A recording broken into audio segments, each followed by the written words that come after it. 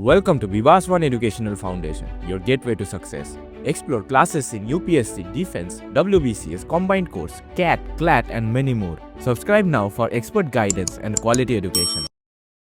Hello everyone, welcome to Vivaswan educational foundation. तो एक बार फिर से आप सभी का स्वागत है विवासवान एजुकेशनल फाउंडेशन के इस यूट्यूब चैनल में। तो आज के इस लेक्चर में मैं आपको पढ़ाऊंगा साउंड। लास्ट लेक्चर में मैंने आपको पढ़ाया था वेब और एसएचएम। उससे काफ़ी कम क्वेश्चन पूछे जाते हैं, इसलिए प्रीवियस ईयर में पूछे गए क्वेश्चन भी नहीं थे। यहाँ पर से क्वेश्चन पूछे जाते हैं, इसलिए मैंने कुछ प्रीवियस ईयर में पूछे गए क्वेश्चन को भी यहाँ पर रखा है, जो कि मैं आपके साथ डिस्कस करने वाला हूँ। तो अगर आपने अभी तक हमारे चैनल को सब्सक्राइब नहीं किया है तो मेक श्योर कि आप चैनल को सब्सक्राइब कर लीजिए। और अगर आपको वीडियो पसंद आएगी तो वीडियो को ज़रूर से ज़रूर लाइक और शेयर कीजिएगा, और आप बेल आइकन को भी हिट कर दीजिए ताकि कोई भी अपडेट्स आपसे मिस ना हो। चलिए मैं स्टार्ट करता हूँ, एक एक करके आपको साउंड समझाता हूँ। देखिए क्या बोला गया है, sound is produce by the vibrating body. जब भी कोई बॉडी में वाइब्रेशन होता है तो वहाँ से साउंड निकलती है, साउंड प्रोड्यूस होता है, ठीक है ना। When a tightly stretch band is picked, जब भी एक टाइटली स्ट्रेच बैंड को भी आप पिक करो, इट वाइब्रेट्स, उसमें वाइब्रेशन होगी और वहाँ से साउंड प्रोड्यूस होगा। जब भी ये स्टॉप हो जाएगा वाइब्रेशन करना, when it stop it does not produce sound, तो यहाँ से कोई भी साउंड प्रोड्यूस नहीं होगा। A vibrating body is a source of sound. तो जो वाइब्रेटिंग बॉडी है वो क्या है, वो साउंड का एक सोर्स है। वो क्या है, वो साउंड का एक सोर्स है, ठीक है। वाइब्रेटिंग ऑब्जेक्ट प्रोड्यूस साउंड, तो कोई भी वाइब्रेटिंग ऑब्जेक्ट क्या करता है, साउंड प्रोड्यूस करता है। Vibration mean object a kind of rapid to and fro motion. Vibration का मतलब क्या होता है कि एक ऑब्जेक्ट रैपिडली आगे जाएगा पीछे आएगा, आगे जाएगा पीछे आएगा। तो rapidly to and fro motion को ही हम क्या कहते हैं, rapidly to and fro motion को ही हम साउंड कहते हैं, सॉरी वाइब्रेशन कहते हैं। Production and propagation of sound wave, sound की एक वेव है, मैकेनिकल वेव है ना। तो इसका कैसे प्रोडक्शन होता है और कैसे प्रोपगेशन होता है वो हम समझेंगे। By plucking, sticking, rubbing and blowing we can produce sound. इन सभी तरह से हम साउंड को प्रोड्यूस कर सकते हैं। अच्छा, scratching and shaking different object each other way producing sound. इससे भी हम क्या कर सकते हैं, साउंड को प्रोड्यूस कर सकते हैं। This vibration disturb the air particle, और इस मान लीजिए कि आप यहाँ पर किसी एक चीज़ को रब कर रहे हो, तो यहाँ से क्या निकल रहा है, साउंड निकल रहा है। अब ये साउंड आपके कान तक, किसी एक पर्सन के कान तक पहुँचेगा। तो कान तक पहुँचने के लिए बीच में जो एयर है ना, बीच में जो एयर है या वाटर या कुछ भी हो, इसको एज ए मीडियम वो यूज़ करते हैं, और ये वाइब्रेशन को ट्रांसफ़र कर देते हैं इस एयर के पार्टिकल्स को, और ये एयर का पार्टिकल वाइब्रेट करना स्टार्ट कर देता है, और ये पास वाले एयर पार्टिकल को दे देता है, वो अपने पास वाले को, वो उसके पास वाले को, फिर वो नियरेस्ट को, ऐसे करके वो वाइब्रेशन आपके कानों तक पहुंच जाता है। तो क्या बोला गया है, the vibration disturb the air particle close to the vibrating object. जो भी एयर पार्टिकल वाइब्रेटिंग ऑब्जेक्ट के क्लोज होते हैं ये उनको वाइब्रेट करेगा पहले, which in turn pass on to the other particle, जो कि आगे जाकर के किसी और पार्टिकल को पास करेगा और उसमें वाइब्रेशन हो जाएगी और वो भी आगे बढ़ जाएगा। Each to and fro movement cause the disturbance of air particles, और हर एक टू एंड फ्रो मोशन से क्या होता है, डिस्टर्बेंस होता है, कहाँ पर, एयर पार्टिकल में। So that the continuously vibrating body cause A series of disturbance, और कंटिन्यूसली जो वाइब्रेटिंग बॉडी होती है वो एक सीरीज ऑफ डिस्टर्बेंस क्रिएट करता है। The series of disturbance move through the atmosphere, और वो एटमोसफियर से पास करता है, और वो एक साउंड का सोर्स कहलाता है। अब समझते हैं प्रोडक्शन ऑफ साउंड को। क्या है production of sound? Sound has the great importance in our daily life. Of course sound एक बहुत ही इंपॉर्टेंट रोल प्ले करता है हमारे डेली लाइफ में। समझते हैं कैसे। Sound make it possible for us to communicate with each other through a speech. इसी वजह से हम लोग बात करके किसी से भी एक दूसरे से कम्युनिकेट कर पाते हैं। अभी मैं जो आपको बोल रहा हूँ ये भी आपको समझ में आ रहा है, साउंड की वजह से सुन पा रहे हैं आप। It is enable us to share our thought and ideas with each other. ये बात भी सही है। अच्छा, musical sound give us pleasure. जैसे कोई म्यूजिकल साउंड है जो हमें खुशी देता है। Radio television sound give us information and the entertainment, जो कि हमें इंटरटेनमेंट देता है। हॉर्न का साउंड, व्हीकल का साउंड हमें क्या करता है, अलर्ट करता है, और हमें क्या रखता है, हमें सेफ रखने में मदद करता है रोड के ऊपर। अगर आप कुछ साउंड के एग्जाम्पल लो तो बेल का एक साउंड होता है, ड्रम का भी अपना एक साउंड होता है, अलार्म, क्लॉक, विसल, हॉर्न, ये सभी के अलग अलग टाइप के साउंड होते हैं, और अलग अलग इन साउंड के फंक्शंस भी होते हैं। साउंड कैसे प्रोपगेट करता है एक मीडियम से, तो क्या पढ़ेंगे अब हम, propagation of sound. Sound travel through medium from the point of generation to the listener. तो जहाँ पर साउंड जनरेट हो रहा है, जिस पॉइंट पे साउंड ओरिजिनेट हो रहा है, इसको हम लोग कहते हैं point of generation of sound, और जिस पर्सन को सुनाई पड़ रहा है इसको हम लोग कहते हैं पॉइंट ऑफ लिसनर या फिर लिसनर कह सकते हैं। Sound wave travel through to and fro movement. Sound wave कैसे ट्रेवल करता है, आगे पीछे आगे पीछे आगे पीछे। तो ये कैसा वेव है, तो ये एक लॉन्गिट्यूडनल वेव है। Movement of the vibration object produce them. कौन से मीडियम्स होते हैं, यहाँ मीडियम बोला गया है। द मैटर और substance through which the sound transmit, वो मैटर या वो सब्सटेंस जहाँ से कि साउंड की ट्रांसमिशन होगी, जहाँ से साउंड ट्रांसमिट करेगा, उसको हम कहते हैं मीडियम। ये मीडियम क्या हो सकता है, ये मीडियम सॉलिड भी हो सकता है, ये मीडियम लिक्विड भी हो सकता है, पानी हो सकता है, कुछ भी हो सकता है, और ये मीडियम गैस भी हो सकता है, एयर भी हो सकता है। और जहाँ पर गैस भी नहीं है, जैसे कि वैक्यूम, वहाँ पर साउंड ट्रेवल नहीं कर पाएंगे, क्योंकि वहाँ पर गैस भी नहीं है, तो कोई पार्टिकल नहीं है। पार्टिकल नहीं है तो साउंड को एक साउंड वाइब्रेशन किसको पास करेगा, तो साउंड के पास कोई भी ऑब्जेक्ट नहीं है, कोई भी पार्टिकल नहीं है अपने वेव को पास करने के लिए, इसलिए वैक्यूम से होकर के साउंड कभी भी प्रोपगेट नहीं करता है। Sound need medium to travel, बिल्कुल सही बात है, साउंड को मीडियम चाहिए ट्रेवल करने के लिए। इसको एक बेल जार एक्सपेरिमेंट से दिखाया गया था। तो ये एक बेल जार एक इक्विपमेंट है, जहाँ पर देखिए, यहाँ पर आप देख पा रहे हो कि इसको वैक्यूम पंप से वैक्यूम कर दिया गया, तो भीतर में अंदर में क्या हो चुका है, अंदर में वैक्यूम हो चुका है, मतलब अंदर में हवा भी नहीं है। तो इसमें अगर आप बहुत ही ज़ोरदार कोई एक साउंड भी चला दो तो भी यहाँ से ये प्रोड्यूस होकर के बाहर की ओर नहीं जा पाएगा। ठीक है, अब आते हैं हम लोग कैरेक्टरिस्टिक्स ऑफ साउंड में। क्या है कैरेक्टरिस्टिक्स ऑफ साउंड वेव, जो कि मैंने आपको ऑलरेडी वेव चैप्टर में पढ़ा रखा है, फिर भी मैं बता देता हूँ। देखिए, वेव जो होते हैं वो दो टाइप के होते हैं, ट्रांसवर्स वेव और एक लॉन्गिट्यूडनल वेव। तो ट्रांसवर्स वेव अगर पार्टिकल इस तरह से मोशन करे तो इसको हम क्या कहते हैं, ट्रांसवर्स वेव। अगर पार्टिकल आगे और पीछे मोशन करे तो उसको हम क्या कहते हैं, लॉन्गिट्यूडनल वेव। कहीं पे देखिए झुंड ज़्यादा है, कहीं पे ज़्यादा है तो कहीं पर कम है, इनके भी नाम होते हैं, जो कि मैंने आपको वेव चैप्टर में ऑलरेडी पढ़ा रखा है।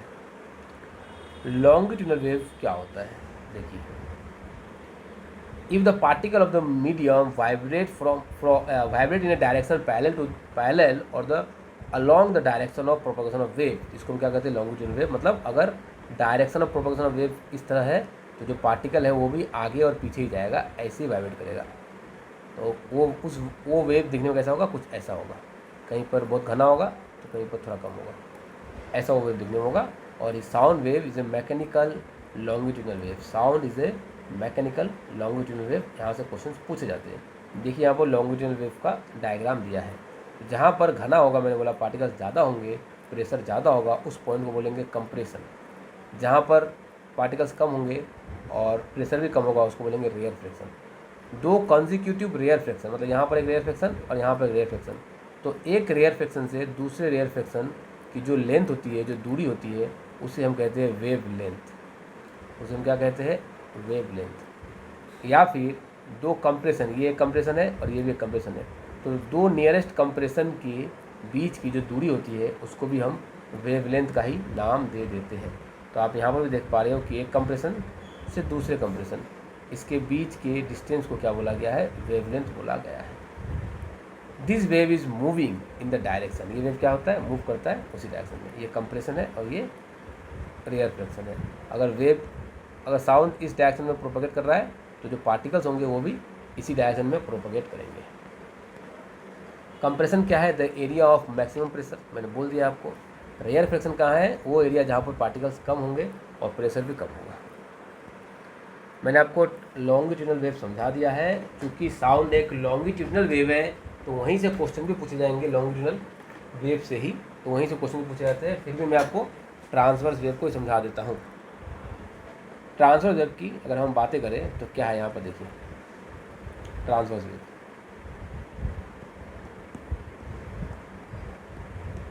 देखिए ट्रांसवर्स वेव क्या बोला गया, ट्रांसवर्स वेव में if the particle of the medium vibrate in a direction perpendicular to the direction of propagation of wave is called transverse wave। मतलब अगर ये पार्टिकल है मीडियम के, ये अगर ऐसे वाइब्रेट करे मीडियम के पार्टिकल, समझो बात को, अगर मीडियम के पार्टिकल ऐसे वाइब्रेट करेंगे, ठीक है, और वेव अगर ऐसे चलेगा तो इन पार्टिकल के बीच में और direction of propagation of wave के बीच में एक एंगल बनेगा जो कि 90 डिग्री का एंगल बनेगा, या फिर परपेंडिकुलर इसको हम कह सकते हैं। तो ऐसे वेव को हम कहते हैं ट्रांसवर्स वेव। अब ट्रांसवर्स वेव में क्या होता है, इस टॉप मोस्ट पॉइंट को हम क्रेस्ट कहते हैं, इसको भी हम क्या कहेंगे क्रेस्ट। इस लोअर मोस्ट पॉइंट को हम ट्रफ्ट कहते हैं, इसको भी क्या कहेंगे ट्रफ्ट। तो एक क्रेस्ट से दूसरे क्रेस्ट की जो नियरेस्ट क्रेस्ट की जो दूरी होती है उसको कहते हैं वेवलेंथ और डिनोट करते हैं लैम्डा से। या फिर नियरेस्ट दोनों ट्रफ्ट के बीच की दूरी को हम कहते हैं वेवलेंथ। तो आप या तो क्रेस्ट टू क्रेस्ट लो या फिर आप ट्रफ्ट टू ट्रफ्ट लो, दोनों को हम क्या कहते हैं वेवलेंथ। पार्टिकल का हाईएस्ट पॉइंट कहाँ तक जा पाएगा और वेव के प्रोपगेशन का डायरेक्शन का मिड पॉइंट, इस डिस्टेंस को हम क्या कहते हैं एम्पलीट्यूड कहते हैं। इसको क्या कहते हैं लोअर या अपर दोनों को एम्पलीट्यूड कहते हैं, जिसको ए से डिनोट किया जाता है। चलिए क्रेस्ट क्या है देखिए, crest the maximum displacement along the upper direction. तो पार्टिकल का जो मैक्सिमम डिस्प्लेसमेंट होगा अपर डायरेक्शन में, इस पॉइंट को कहेंगे क्रेस्ट। वही ट्रफ्ट क्या है, जो maximum displacement in the lower direction में। तो पार्टिकल का जो मैक्सिमम डिस्प्लेसमेंट है कहाँ पर, लोअर साइड में, डाउनवर्ड में, उसको कहेंगे ट्रफ्ट। अब आते हैं स्पीड ऑफ साउंड की बातें करते हैं, यहाँ से क्वेश्चन भी पूछे जाते हैं काफ़ी टाइम। तो स्पीड ऑफ साउंड में क्या बोला गया है, the speed of sound differ in different medium. तो अलग अलग मीडियम में साउंड की जो स्पीड होती है वो अलग होती है। जैसे कि आप मान लीजिए सॉलिड में साउंड की स्पीड बहुत ज़्यादा होगी, उससे कम होगी लिक्विड में, और सबसे कम होगा कहाँ पर, गैस में। The speed of sound is more in solid. सबसे ज़्यादा कहाँ होता है साउंड का स्पीड, सॉलिड में, जो कि लगभग 5100 मीटर पर सेकेंड की स्पीड होती है, कहाँ पर, सॉलिड में, लाइक स्टील में।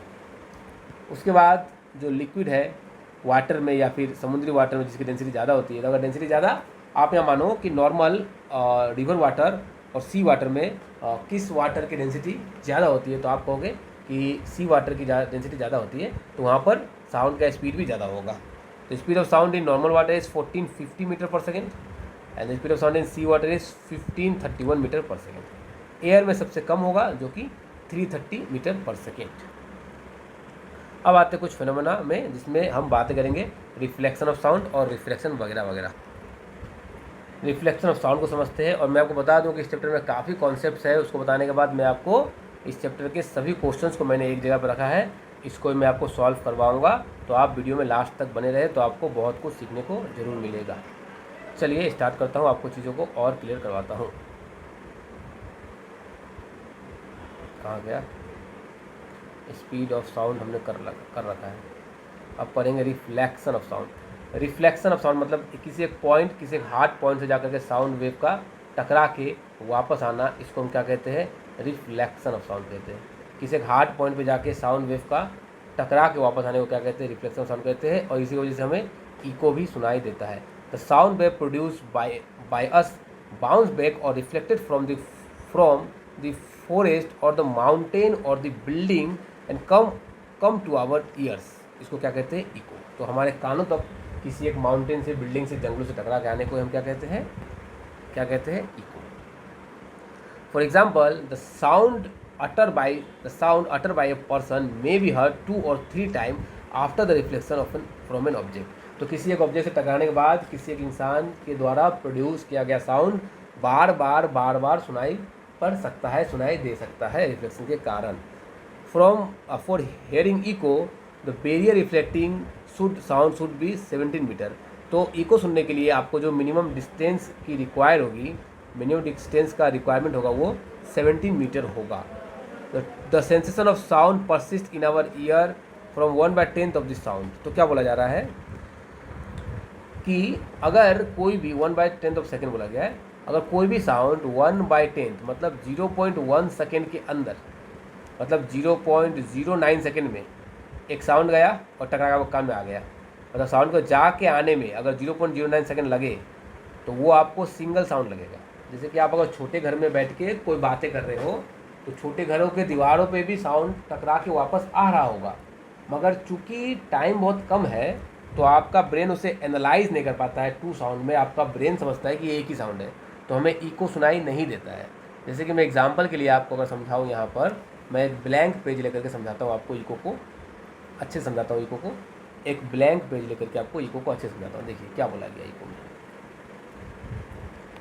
आप मान लीजिए यहाँ पर एक दीवार है और आपने यहाँ से एक साउंड को प्रोड्यूस किया और ये साउंड टकरा के फिर आपके कानों तक पहुँच गया, ये साउंड टकरा के फिर आपके कानों तक पहुँच गया। मान लीजिए इस दीवार की जो दूरी है वो 17 मीटर है और साउंड की जो स्पीड होती है, speed of sound is 340 metre per second में मान लेता हूँ एयर में, आइडियल केस में, ठीक है। तो साउंड ने कितना डिस्टेंस ट्रेवल किया, तो साउंड ने जो डिस्टेंस ट्रेवल किया वो कितना है, तो साउंड ने डिस्टेंस ट्रेवल किया 17 मीटर वो गया और 17 ही मीटर वो आया, तो 34 मीटर उसने डिस्टेंस ट्रेवल किया। और जो इसकी वेलोसिटी होती है वो कितनी होती है, वेलोसिटी, तो velocity of sound is 340 metre per second. तो जो वेलोसिटी का फॉर्मूला होता है वो क्या होता है, डिस्टेंस बाय टाइम। तो टाइम क्या होगा यहाँ से, डिस्टेंस बाय वेलोसिटी। डिस्टेंस कितना है 340, सॉरी डिस्टेंस कितना है 34, वेलोसिटी 340। तो आप जो इसको एक दूसरे को कैंसिल करोगे ऊपर नीचे तो आप पाओगे कि आपका आंसर आया 0.1 सेकेंड। तो 0.1 सेकेंड या उससे ज़्यादा टाइम में अगर कोई साउंड आपके कानों में टकरा के आएगा तो आपको लगेगा कि वो दो साउंड है, क्योंकि हमारे ब्रेन का कैपेसिटी है कि वो उसको बाइफरकेट कर पाता है, उसको एनालाइज कर पाता है दो अलग अलग साउंड में। अगर इससे कम टाइम में आ जाता तो आपको लगता कि ये एक ही साउंड है, क्योंकि टाइम बहुत ही कम मिलता उसको आपके कानों तक आने में। मान लीजिए यहाँ पर दीवार कहीं यहाँ होता, दीवार कहीं यहाँ होता, तो वो जा करके आपको कानों में कब तक पहुँच जाता, मान लेता हूँ 0.08 सेकेंड में। तो आपके ब्रेन को लगता है कि ये एक ही साउंड है, दो साउंड नहीं है, तो आपको रिफ्लेक्शन होने के बावजूद भी आपको इको सुनाई नहीं देता। मान लीजिए दीवार अगर दूर कर दूँ तो जाके आने में लग जाता है आपको, साउंड का टाइम लग जाता है 0.13 सेकेंड, जो कि 0.1 सेकेंड से ज़्यादा है। तो आपको अब लगेगा कि हाँ ये साउंड दो है, क्योंकि टाइम ज़्यादा लगे, आपका ब्रेन एनालाइज कर पाया। तो इको सुनना, यही इको सुनने की खासियत होती है कि इको में आपको साउंड होता दो है, अगर छोटा दीवार हो तो आपको एक लगता है और बड़ा दीवार हो तो आपको दो लगता है, ठीक है। चलिए अब मैं उसी पॉइंट में वापस चलता हूँ जहाँ पर हम थे। अब क्या होता है समटाइम कि छोटे घरों में जिसकी दीवारें 17 मीटर दूर नहीं होती है, मगर वो घर खाली होता है, कोई भी ऑब्जेक्ट नहीं रखा होता है, तो उसमें भी हमें इको सुनाई पड़ता है। वो भला कैसे होता है, तो मैं आपको वो भी समझा देता हूँ। तो चलिए मैं आपको समझाता हूँ अब रिवर्बरेशन क्या होता है। मान लीजिए एक छोटा घर है और घर खाली है, तो साउंड को एब्जॉर्व करने वाला कोई भी नहीं है। तो आपने जो साउंड प्रोड्यूस किया वो पहले इस दीवार पे टकराया, आपके कानों में आया, इस दीवार पे टकराया, यहाँ टकराया, यहाँ टकराया, आपके कानों में आया। तो 3-4 बार टकराने के बाद जो लास्ट वाला साउंड आपके कान पे आता है उससे 0.1 सेकेंड से ज़्यादा टाइम लग जाता है। क्योंकि 0.1 सेकेंड से ज़्यादा टाइम लग जा रहा है, इसलिए आपको वो एज ए इको परसीव हो रहा है। तो मल्टीपल रिफ्लेक्शन को ही हम लोग रिवर्बरेशन कहते हैं, रिवर्बरेशन कहते हैं। The repeated reflection that result in the persistence of sound. तो रिपीटेड रिफ्लेक्शन के बाद जो साउंड हमें सुनाई पड़ता है उसे हम क्या कहते हैं, रिवर्बरेशन। इन एन ऑडिटोरियम में जो सुनाई पड़ता है, एक बिग हॉल में सुनाई पड़ता है, थिएटर में सुनाई पड़ता है, एंड ऑडियो रिकॉर्डिंग थिएटर में सुनाई पड़ता है, etcetera. The excessive reverberation is highly undesirable. तो ये अच्छा नहीं है एक्सेसिव रिवर्बरेशन, ठीक है। टू रिड्यूस द रिवर्बरेशन हम क्या करते हैं, हम साउंड प्रूफिंग करते हैं। हम उस ऑडिटोरियम में जनरली कवर करते हैं, कुछ साउंड एब्जॉर्बिंग मटेरियल को लगाते हैं ताकि एक्सेसिव रिवर्बरेशन ना हो। अब हेयरिंग रेंज क्या होती है साउंड की, जो जिस पे हम सुन पाते हैं।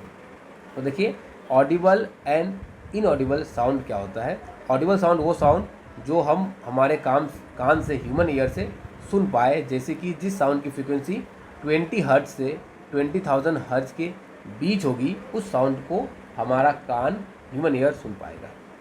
इनऑडिबल जिसकी फ्रीक्वेंसी 20 हर्ट्ज से कम हो या 20,000 हर्ट्ज से ज़्यादा हो, वो हमें ठीक से सुनाई नहीं पड़ेगा, उसको इनऑडिबल कहते हैं। चलिए आगे बढ़ते हैं और चीज़ों को मैं आपको क्लियर करवा चलता हूँ। Sound of frequency above 20,000 hertz उसको बोला जाता है अल्ट्रासोनिक साउंड, और जिस साउंड की फ्रीक्वेंसी 20 हर्ट्ज से कम होती है उन्हें बोला जाता है infrasonic sound. Sometimes sound produce by bat, dolphin और ultrasonic.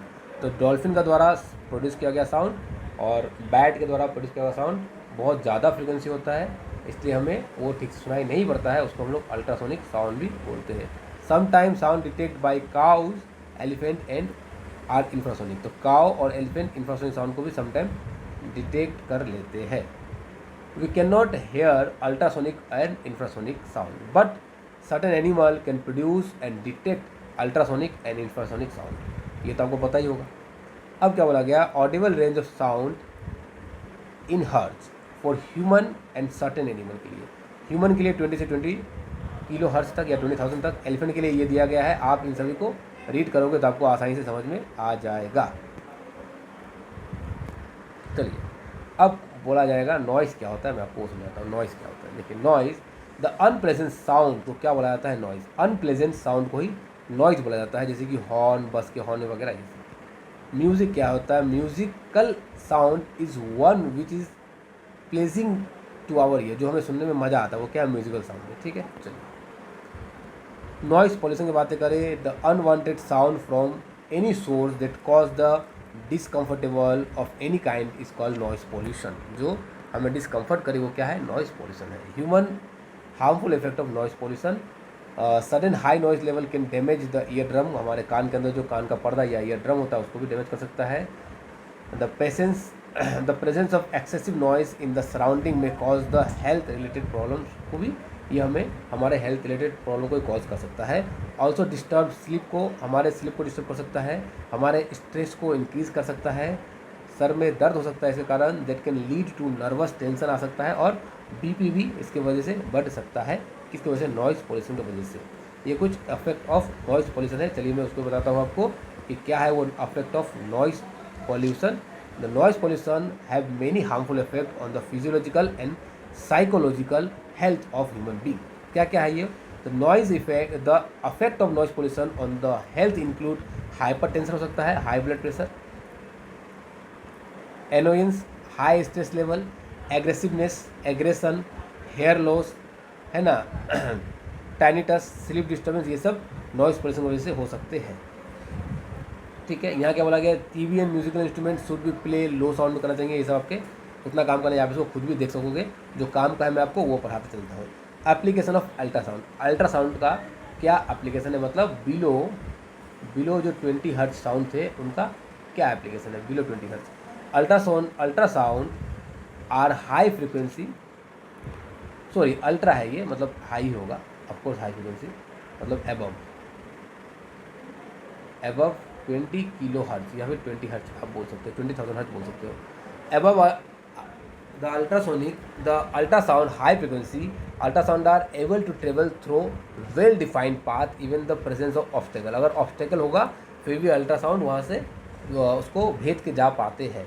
Ultrasound are the use to extensive in the industry and the medical purpose में, तो बहुत ज़्यादा काम में इसको लिया जाता है। Ultrasound are generally use to clean part located in hard and reach place, जहाँ पर कोई हार्ड प्लेस में अगर कोई पार्ट होगा तो उसको भी हम लोग उससे क्या कर सकते हैं, क्लीन कर सकते हैं। फॉर एग्जाम्पल स्पायरल ट्यूब और odd sharp part, electronic component, जिसको भी हम लोग क्या कर सकते हैं, वहाँ से क्लियर कर सकते हैं। Ultrasound can be use to detect the crack and the flap in the metal block, metal block में अगर क्रैक है तो उसको भी आप अल्ट्रासाउंड से डिटेक्ट कर पाओगे। एप्लीकेशन ऑफ अल्ट्रासाउंड, सोनार क्या है full form, sound navigation and ranging, ultrasonography जो कि मेडिकल साइंस में काम में लिया जाता है। सोनार क्या है, साउंड नेविगेशन एंड रेंजिंग। इससे क्या होता है कि अगर सामने कोई ऑब्स्टेकल है पानी में तो बोट एक साउंड पहले प्रोड्यूस करता है, वो उस ऑब्स्टेकल से टकरा करके बोट तक परसीव होता है, जिससे कि हमें ऑब्स्टेकल की दूरी पता लग जाती है, या फिर कितनी गहराई है उसको भी पता लगा सकते हैं हम लोग। साउंड को फेंका जाएगा फिर रिसीव किया जाएगा, एक निकालेगा साउंड और दूसरा रिसीव करेगा, रिसीवर होता है यहाँ पर, जिससे कि हम इस डिस्टेंस को भी पता लगा सकते हैं। मेनली गहराई को और सामने किसी ऑब्स्टेकल को पता लगाया जाता है साउंड नेविगेशन एंड रेंजिंग से। The word Sonar is an abbreviation for the sound navigation and ranging.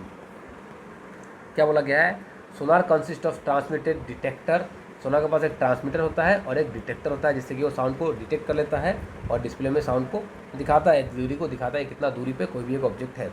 The transmitter produce and transmit pulse of ultrasonic wave, transmitter क्या करेगा, पल्स ऑफ अल्ट्रासोनिक वेव को produce करेगा।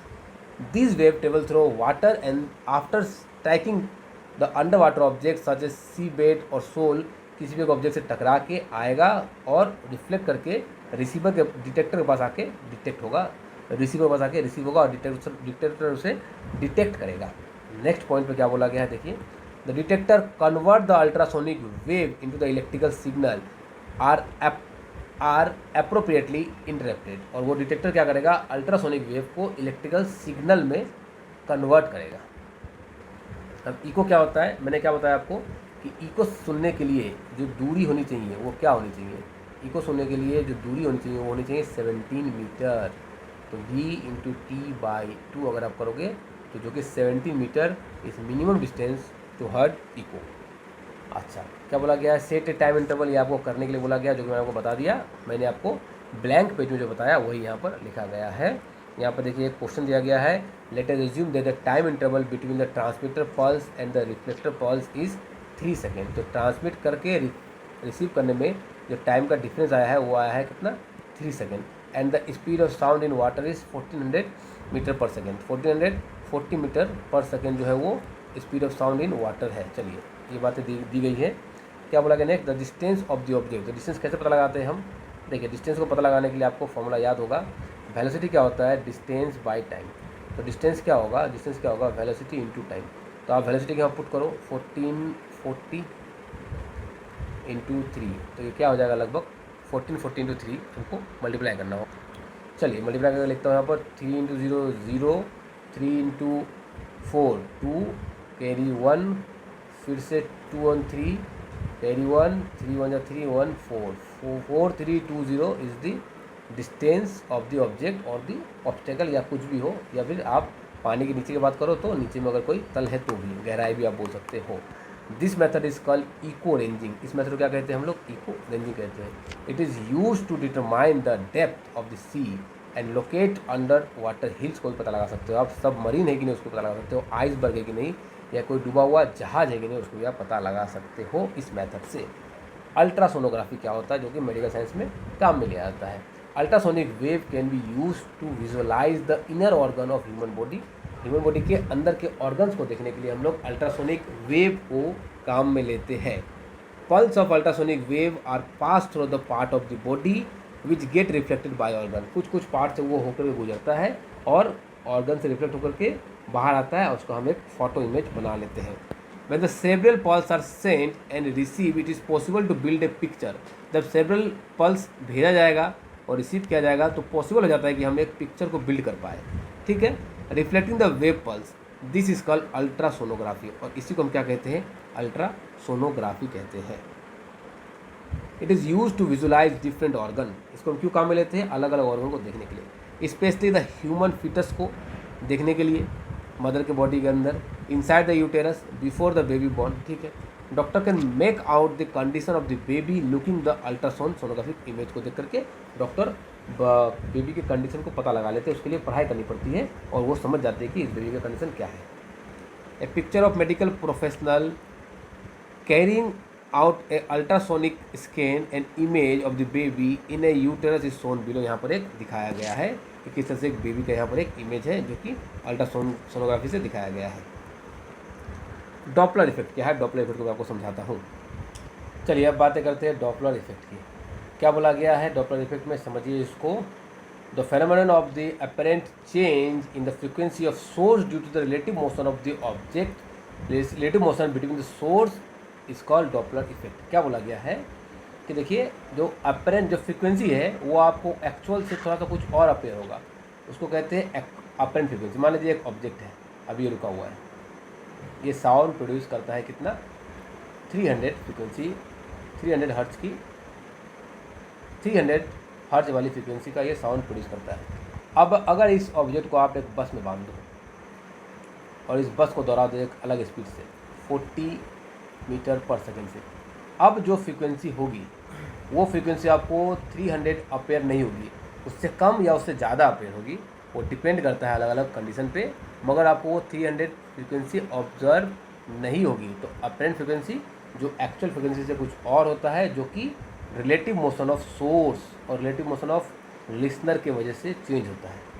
समझ में आया आपको बातें, मैं आपको समझाता हूँ। क्रिस्टन जॉन डॉपलर नाम था इनका, ये इनकी जन्म कुंडली है। 1803 में जन्म हुआ था और 1853 में ये स्वर्ग सिधार गए।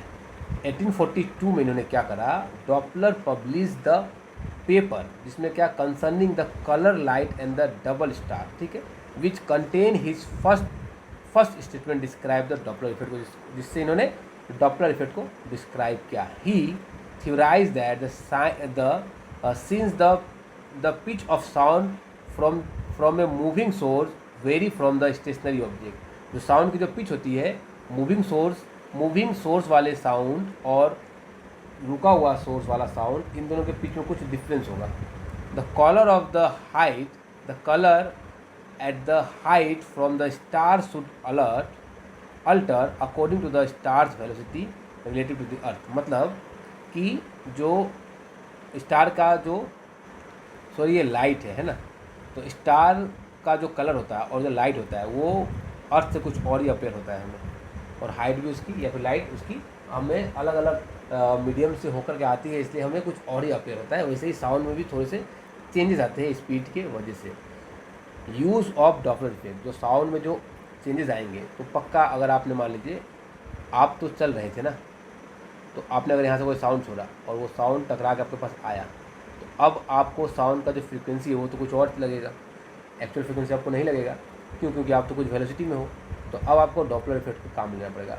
तो डॉपलर इफेक्ट हम काम में लेते हैं रडार सिस्टम में, रेडियो डिटेक्शन एंड रेंजिंग में हम डॉपलर को काम में लेते हैं। अगर आप डॉपलर को काम में ना लो तो आप अपने आप को एक स्टेशनरी ऑब्जेक्ट मान के चल रहे हैं, तो आपको डॉपलर को काम में लेना पड़ेगा अगर आपको अपने आप को मूविंग मानना है, क्योंकि आप मूविंग हो भी इसलिए। तो डॉपलर इफेक्ट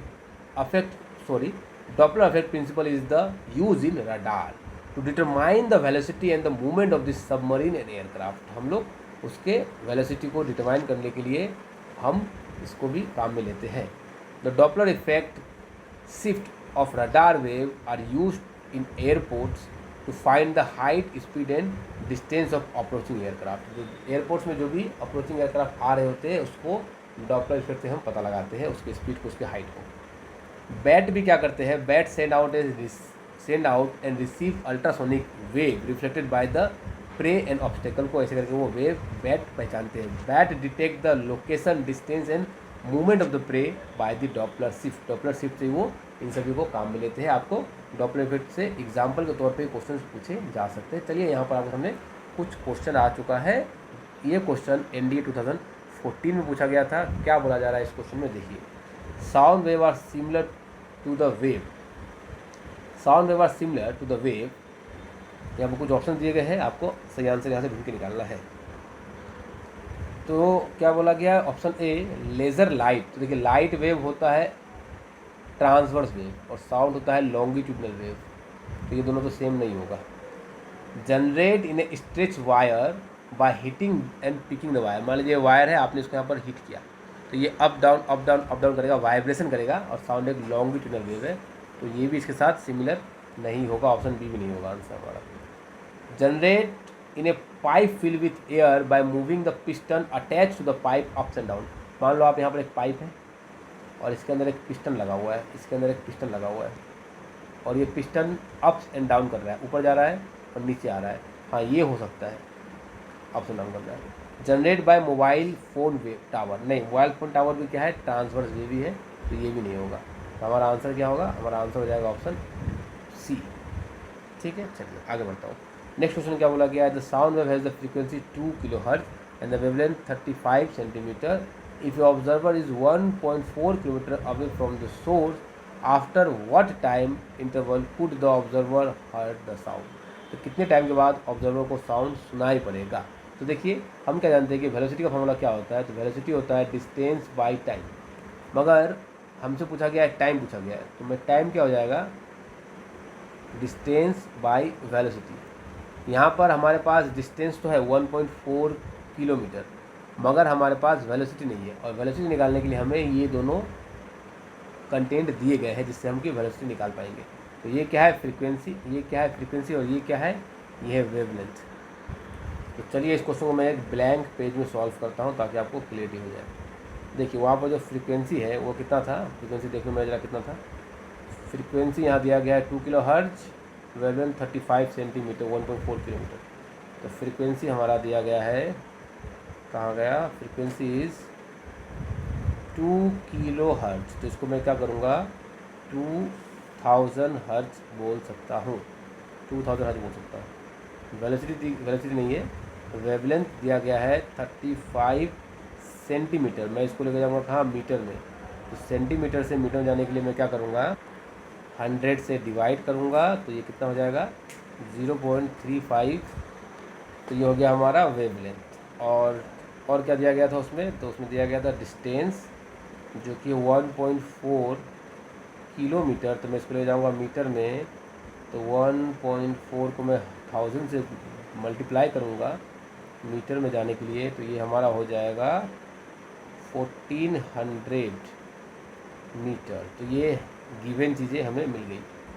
अब हमें क्या करना है, फॉर्मूला लिखना है। वेलोसिटी क्या होता है, डिस्टेंस बाय टाइम। हमसे मांगा क्या था, तो हमसे मांगा था टाइम। हमसे क्या मांगा गया था, तो हमसे मांगा गया था टाइम। चलिए, तो टाइम क्या होता है, टाइम होता है डिस्टेंस बाय वेलोसिटी। तो डिस्टेंस हमारे पास तो है, वेलोसिटी नहीं है, तो हम क्या जानते हैं कि velocity by lambda that is wavelength equal to होता है फ्रीक्वेंसी। तो वेलोसिटी क्या हो जाएगा, फ्रीक्वेंसी इनटू लैम्डा। तो मैं क्या करता हूँ, वेलोसिटी जब मैं फ्रीक्वेंसी इनटू लैम्डा को पुट कर देता हूँ, तो टाइम क्या हो जाएगा हमारा, distance by frequency into lambda. अब आप सभी गिवन डेटास को पुट करिए। तो पहला है डिस्टेंस 1400 मीटर, और फ्रीक्वेंसी कितनी है, मीटर तो नहीं लिखना पड़ेगा आपको, फ्रीक्वेंसी कितनी है 2000 हर्ट्ज, और जो लैम्डा है वो कितना है, वो 0.35 मीटर। तो इस पॉइंट को हटाऊंगा, तो मैं क्या करता हूँ, मैं दूसरे पेन से काटता हूँ ताकि आपको क्लियरिटी ज़्यादा हो। मैं इस पॉइंट को हटाऊंगा, तो यहाँ से एक ज़ीरो को कैंसिल कर दूंगा, 2 ज़ीरो कैंसिल कर दूंगा, ये एक ज़ीरो से ये एक ज़ीरो कैंसिल कर दूंगा। तो क्या बच जाएगा हमारा, 2 1 जा 2, 2 7 जा 14, 7 1 जा 7, 7 5 7 1 जा 7, 7 5 जा 35। तो क्या बच गया, 1/5 सेकेंड हमारा आ गया आंसर। अब 1/5 सेकेंड मैं मैच करता हूँ, देखो जरा क्या है आंसर में। तो ऑप्शन में हमारा है, Thank you for learning with Vivas One Educational Foundation. For contents like this, follow us on Facebook and Instagram today.